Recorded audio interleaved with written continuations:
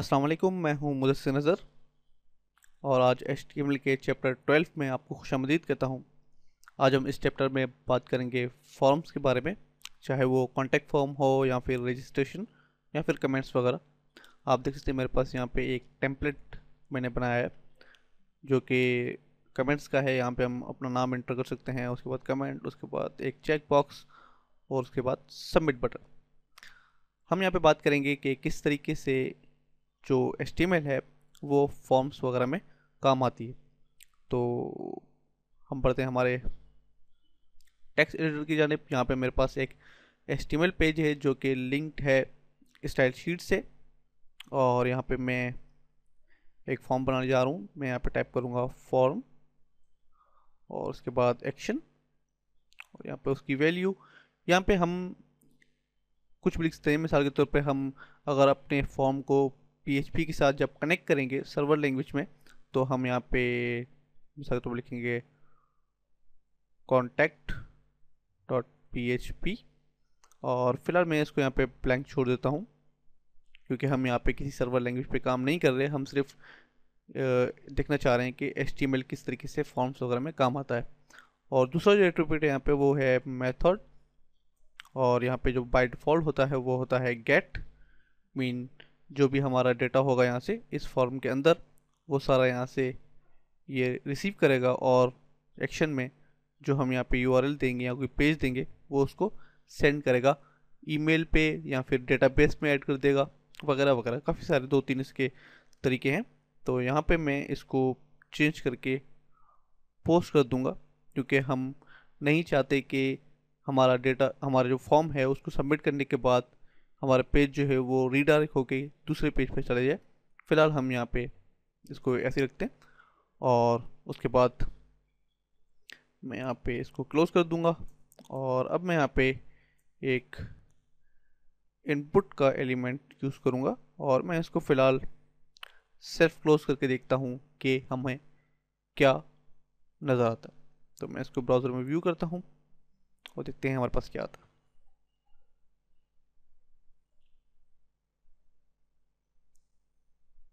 चलें जी, आप देखते हैं हमारे पास यहाँ पे सिर्फ एक इनपुट एरिया जो है वो आया है, लेकिन अगर हमने यहाँ पे कोई टेक्स्ट वगैरह डाल दिया, हमारे पास कोई ऐसा बटन नहीं है हम इसको सबमिट कर सकें। तो हम यहाँ पे एक बटन बनाते हैं। मैं यहाँ पे दोबारा से इनपुट टाइप करूँगा और उसके बाद उसका जो टाइप है वो यहाँ पे चेंज कर दूंगा मैं सबमिट में, और उसके बाद मैं इसको सेल्फ क्लोज कर दूंगा। अब अगर मैं रिफ्रेश करूं तो आप देखते हैं हमारे पास यहाँ पे सबमिट का जो बटन है वो यहाँ पे आ चुका है, लेकिन ये जो टेक्स्ट है इसमें वो डिफ़ॉल्ट सबमिट ही है। अगर हम इसको चेंज करना चाहें तो हम यहाँ पे टाइप करेंगे वैल्यू और इज इक्वल टू, यहाँ पे हम लिख देंगे गो या फिर कुछ और जो आप लिखना चाहें वो हम यहाँ पे लिख सकते हैं। अगर मैं यहाँ पे पेज को रिफ्रेश करूँ तो आप देख सकते हैं हमारे पास यहाँ पे गो का जो बटन है वो आ चुका है। लेकिन हमारे जो विजिटर्स होंगे उनको ये कैसे पता चलेगा कि इस इनपुट में उन्हें क्या लिखना है? तो हमारे पास यहाँ पे कोई लेबल होना चाहिए जो ये हमारे विजिटर्स को बता सके कि ये जो इनपुट है वो किस लिए है। तो हम यहाँ पे एक लेबल टाइप करते हैं और यहाँ पे हम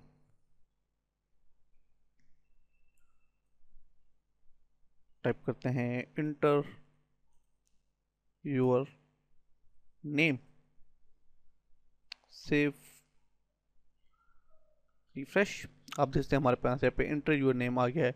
लेकिन अक्सर औकात आपने वेबसाइट्स वगैरह में देखा होगा, जब हम टेक्स्ट के ऊपर क्लिक करते हैं तो हमारा जो इनपुट का एरिया होता है वो एक्टिवेट हो जाता है, लेकिन यहाँ पे ऐसा नहीं हो रहा। तो यहाँ पे ऐसा करने के लिए हम यहाँ पे जाएंगे लेबल में और यहाँ पे टाइप करेंगे 4 पिन किसके लिए, और यहाँ पे हम लिखते हैं नेम, और उसके बाद इनपुट में हम यहाँ पे एक आईडी बनाएंगे। हम एक आईडी को कॉल करेंगे और यहाँ पे मैं लिखूँगा नेम और इसको सेव कर दूंगा। तो आप देख सकते हैं यहाँ पे ये एक्टिवेट हो रहा है। लेकिन कुछ डेवलपर्स आईडी और यूज़ करने के अलावा यहाँ पे एक और एलिमेंट यूज़ करते हैं जो कि है नेम, और इक्वल टू, क्योंकि हमने यहाँ पे इसका नाम जो है नेम रखा है आईडी का, तो इसलिए यहाँ पे भी नेम ही आएगा। लेकिन अगर हम यहाँ पे इसको चेंज कर लें तो यहाँ पे हम इसको चेंज भी कर सकते हैं, तो यहाँ पे कंफ्यूज होने की ज़रूरत नहीं है, क्योंकि ये नेम जो है वो एक HTML का एलिमेंट है, और ये जो नेम हमने यहाँ पे टाइप करा है वो हमारी वैल्यू है, जो कि हम इन दोनों को आपस में मिलाने के लिए यहाँ पे टाइप कर रहे हैं। तो मैं इसको रिफ्रेश करके सेव करूँगा और हमारे पास सेम इफेक्ट आ रहा है। तो यहाँ पे एक और यहाँ पे टेक्स्ट एरिया होना चाहिए जहाँ पे हमारे जो विजिटर्स हैं वो कमेंट्स वगैरह टाइप कर सकें। तो मैं यहाँ पे इनपुट के बजाय टेक्स्ट एरिया लिखूँगा, और मैं इसको सेल्फ क्लोज नहीं करूँगा, जैसे कि पिछली बार हमने यहाँ पे इसको सेल्फ क्लोज किया था। तो यहाँ पे हम इसको क्लोज टैग भी इस्तेमाल करेंगे, क्योंकि हम अक्सर औकात कुछ लोग कमेंट्स में अपना भी टेक्स्ट ऐड करना चाहते हैं, तो इसलिए वो यहाँ पे ऐड कर सकते हैं, इसलिए हम यहाँ पे इसको सेल्फ क्लोज नहीं करेंगे। तो मैं इसको यहाँ से रिमूव करता हूँ, और यहाँ पे भी मैं एक लेबल दे देता हूँ। मैं इसी को कॉपी कर लेता हूँ यहाँ से, और मैं यहाँ पे इसको पेस्ट करता हूँ, और यहाँ से इसको चेंज करते हैं कमेंट्स। उसके बाद जैसे कि हमने यहाँ पे ऊपर इनपुट में किया, इसी तरीके से हम यहाँ पे आईडी और इसका हम नाम रखेंगे कमेंट्स, और इसके अलावा नेम कमेंट्स। ओके, मैं इसको सेव करके देखता हूँ कि हमें क्या मिलता है। आप देखते हैं हमारे पास यहाँ पे सेम ऐसा ही टेक्स्ट आ गया, लेकिन ये जो गो का बटन है वो यहाँ पे, इसको हालांकि यहाँ पे होना चाहिए था। तो मैं इसको यहाँ से कट करके यहाँ ले आता हूँ।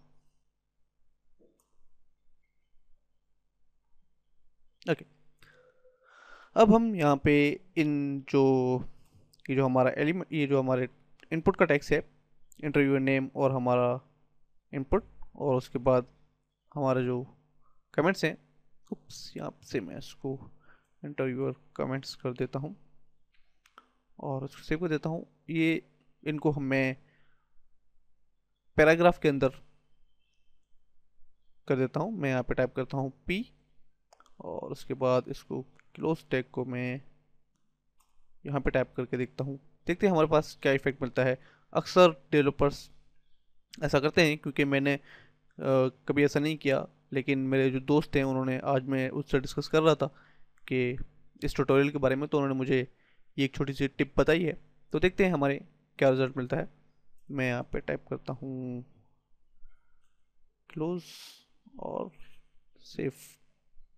अगर मैं ऐसे रिफ्रेश करूँ तो आप देखते हैं हमारे पास जो हमारे जो दोनों जो इनपुट्स थे वो इन लाइन थे, अभी वो जंप करके नीचे आ गए एक एक लाइन, जैसा कि पैराग्राफ में होता है। यहाँ पे इसने पैराग्राफ में अपनी लाइन बना ली, और इस पैराग्राफ में अपनी, बल्कि हम यहाँ पे भी एक पैराग्राफ ऐड कर देते हैं।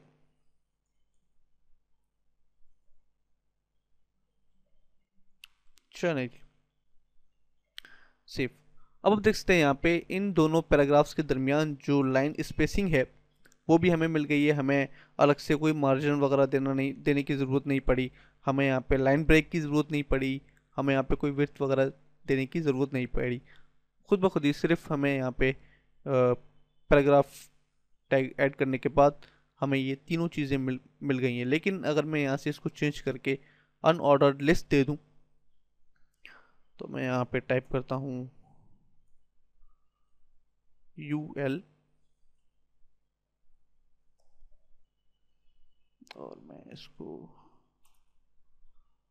इनको P को चेंज करके LI,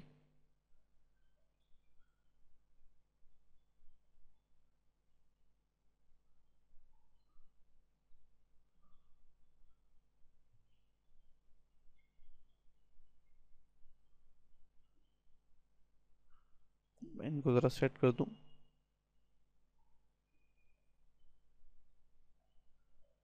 ओके, अगर मैं यहाँ से इसको रिफ्रेश करूँ तो आप देख सकते हैं यहाँ पे जो हमारा जो मार्जिन था इन दोनों के दरमियान वो कम हो गया, और इस पर काफ़ी फ़र्क पड़ा, और यहाँ पे बुलेट्स भी आ गए। लेकिन हमें ये बुलेट्स नहीं चाहिए, तो हम यहाँ पे CSS में जाएंगे और यहाँ पे मैं टाइप करूँगा फॉर्म LI और यहाँ पे लिस्ट स्टाइल नन, और हमारे पास जो बुलेट्स हैं वो गायब हो गए। अब हम यहाँ पे थोड़ा सा मार्जिन देना है, तो मैं यहाँ पे टाइप करूँगा मार्जिन बॉटम और यहाँ पे मैं देता हूँ 20 पिक्सल्स। फ्रेश, आप देखते हैं यहाँ पे मेरे पास ये आ गया। लेकिन मैं ये चाह रहा हूँ कि ये जो हमारे जो बॉक्स है वो इस टेक्स्ट के बिल्कुल नीचे हो, तो यहाँ पे मैं टाइप करूँगा लेबल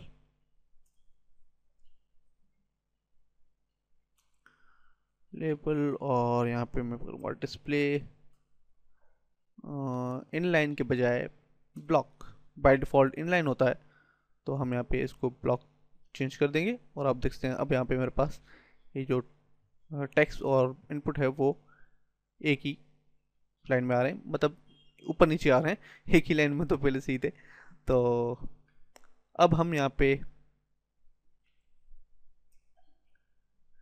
ये जो इसको भी बल्कि मैं सेव कर देता हूँ, ये सेव नहीं है, और इनको भी मैं चेंज कर देता हूँ क्योंकि हमने यहाँ पे ये चेंज नहीं किया, बल्कि इसको मैं पहले कॉपी करके अनऑर्डर्ड लिस्ट में ले आता हूँ और उसके बाद इसको P को चेंज करके LI कर देता हूँ।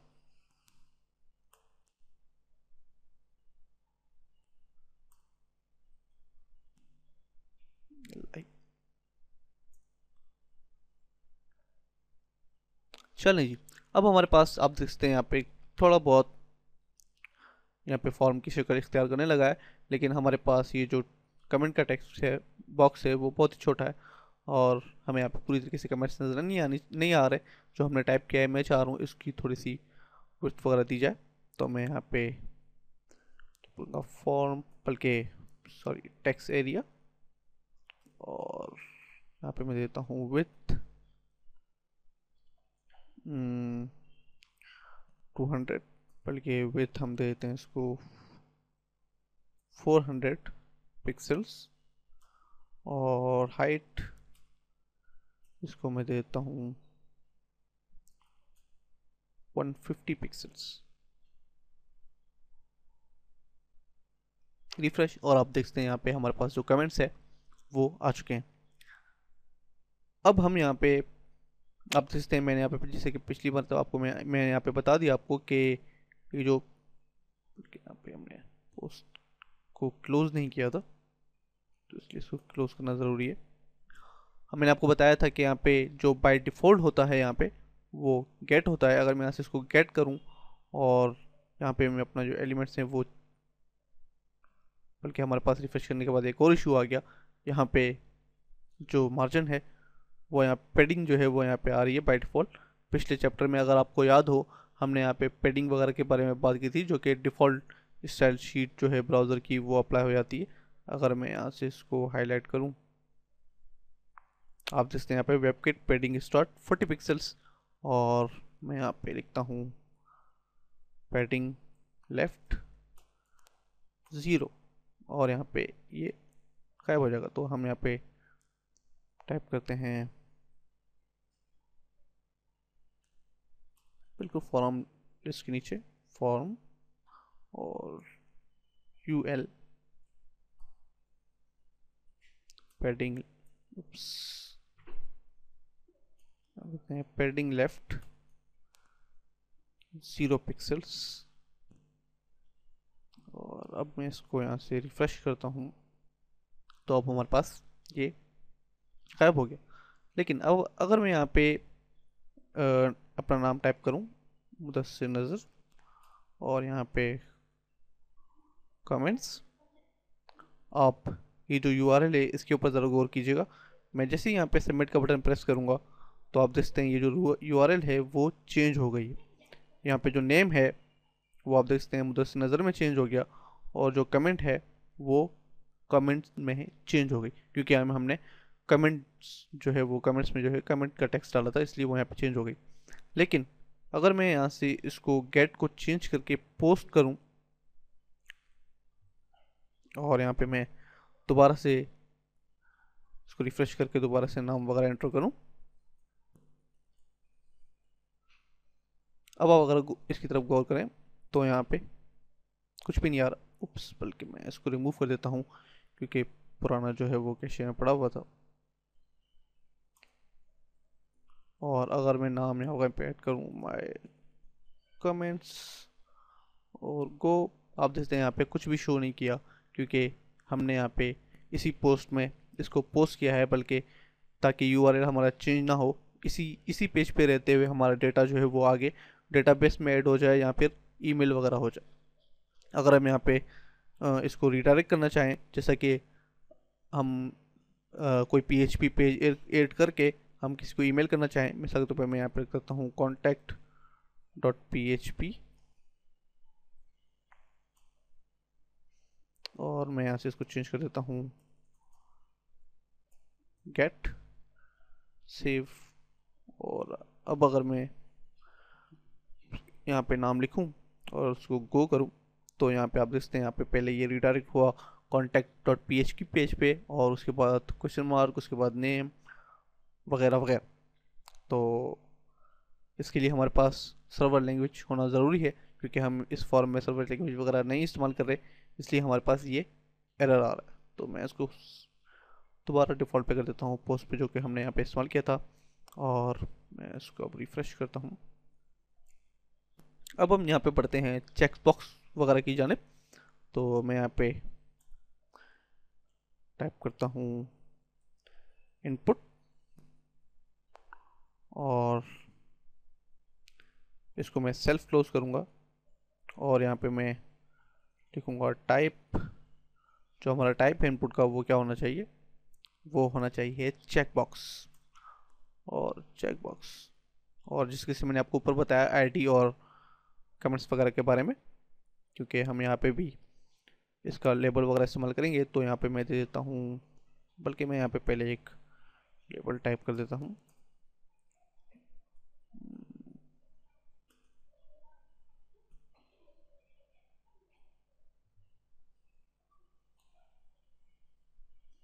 लेबल और 4 और मैं यहाँ पे लिखता हूँ CSS। ओके, और यहाँ पे मैं लिखता हूँ एक question, do you like CSS। और उसके बाद मैं यहाँ पे लिखता हूँ ID is equal to CSS और इसी तरीके से name is equal to CSS। और मैं इसको सेव करता हूँ और हम यहाँ पे इसको अगर रिफ्रेश करें तो आप देखते हैं हमारे पास यहाँ पे आ रहा है, बल्कि दोबारा से हमारा जो गो का बटन था वो ऊपर ही रह गया। मैं इसको नीचे ले आता हूँ। चलें जी,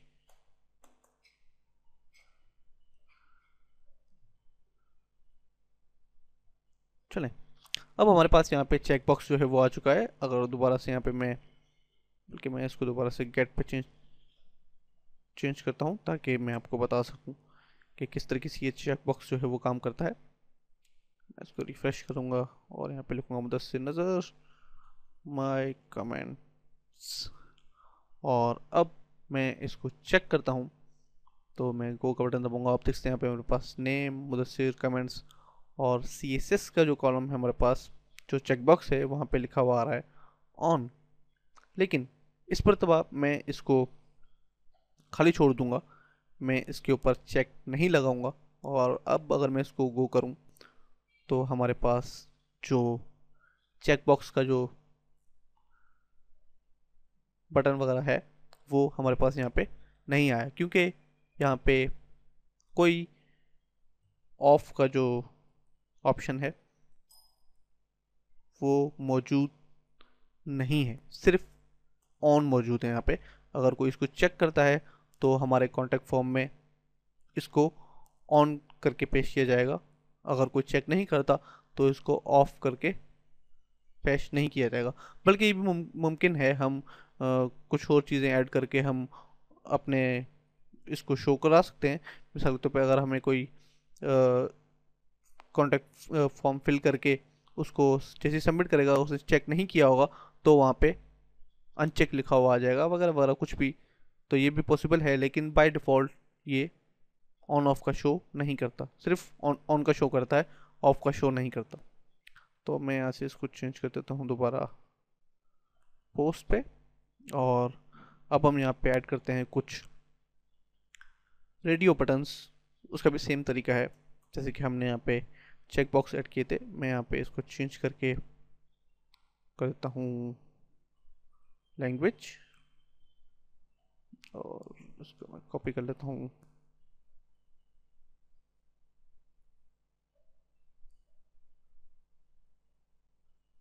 और मैं यहाँ पे लिखता हूँ बेस्ट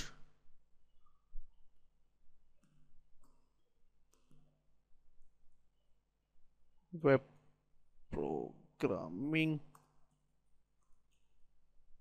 लैंग्वेज। और अब मैं यहाँ पे टाइप करूँगा चेक बॉक्स के बजाय रेडियो, क्योंकि हम यहाँ पे रेडियो बटन्स का इस्तेमाल करने जा रहे हैं। और मैं इसको सेव करूँगा और रिफ़्रेश करूँगा, तो आप देखते हैं मेरे पास यहाँ पे बटन जो है वो बन चुका है। लेकिन यहाँ पे इस बटन में मसला ये है कि अगर एक मरतबा मैं इसको चेक कर लूँ तो दोबारा मैं इसको अनचेक नहीं कर सकता। अगर आप उसको अपने विजिटर्स को चेक और अनचेक का ऑप्शन देना चाहते हैं तो आपको ये चेक बॉक्स का जो बटन है वो इस्तेमाल करना पड़ेगा, ना कि रेडियो का जो है वो। लेकिन अगर हम यहाँ पे उसको 2-3 ऑप्शन दें, मिसाल के तौर पे यहाँ पे मैंने लिखा है बेस्ट वेब प्रोग्रामिंग लैंग्वेज, और यहाँ पे मैं लिखता हूँ HTML। मैं इसको 2-3 मरतबा कॉपी पेस्ट करूँगा। और दूसरा होगा CSS3, और उसके बाद PHP। और मैं इसको रिफ़्रेश करता हूँ। आप देखते हैं हमारे पास यहाँ पे तीनों बटन्स आ गए। लेकिन मैं एक सिलेक्ट किया मैंने और दूसरा सिलेक्ट किया, तो यहाँ पे ये जो तीनों बटन्स हैं वो सिलेक्ट हो रहे हैं। अगर मैं यहाँ से ये जो IDs हैं उसको हटा दूँ,